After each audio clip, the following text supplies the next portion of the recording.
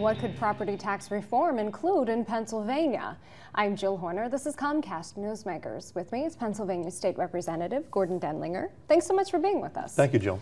There are competing bills when it comes to property tax reform, and we'll get into those in just a second. But first of all, why is property tax reform needed?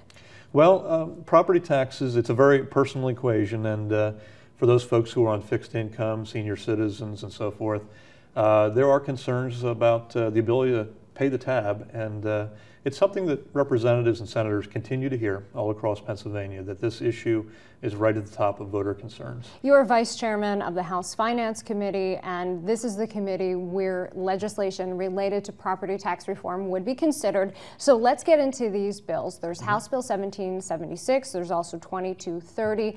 Let's talk about the differences between the two of them. 1776 would be the elimination plan. This would remove the school portion of the property taxes from the bill and would come up with a hybrid plan in order to replace that portion. You'd still have a property tax bill to pay for your local services, but how would that school portion be replaced in order to still fund schools? Well, the bill sponsored by Representative Jim Cox from Berks County would put in place an increase in the sales tax, a broadening of the sales tax, and a PIT, or personal income tax, component. It's a mix of funding streams, and his goal was to replace roughly $10 billion worth of funding that goes out to our state districts, to our school districts.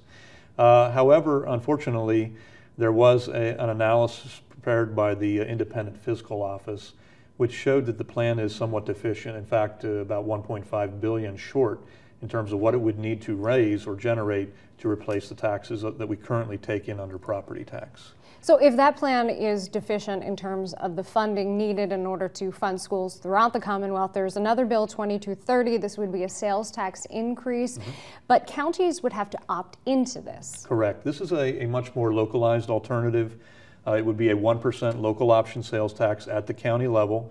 And we currently have a few counties, Philadelphia and Allegheny, Pittsburgh area, who do have higher rates of sales tax, but this would enable each county to raise its local sales tax to county level 1% and replace dollar for dollar those dollars into the property tax funding. So it's a switch, if you will, but much more modest in scope and would provide a bit of property tax relief, but certainly not elimination. So if there are these two competing bills out there, there has been a select committee to address this issue. They're presenting their ideas, going back to the standing committees such as yours to work to create legislation.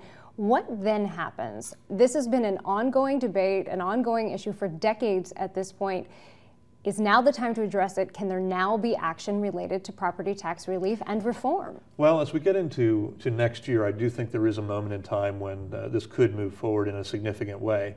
The challenge, and you mentioned it, is it's decades long in terms of looking at this issue. But ultimately, I think the time has come when, hopefully with gubernatorial leadership, Governor Corbett getting on board, we can take through a significant reform package. Be that, total elimination, I think, is probably the Hail Mary, so to speak. I think that's very difficult to get through, but a significant reduction, a capping and reduction, and particularly for seniors or fixed income folks, I think that is very doable in the new year. And we just have a short time left, but does this only address residential property taxes? Correct. The concern is about individuals and families. Businesses much less so. Thanks so much for being with us. Thank you. Good to be here. We've been talking with Pennsylvania State Representative Gordon Denlinger. I'm Jill Horner.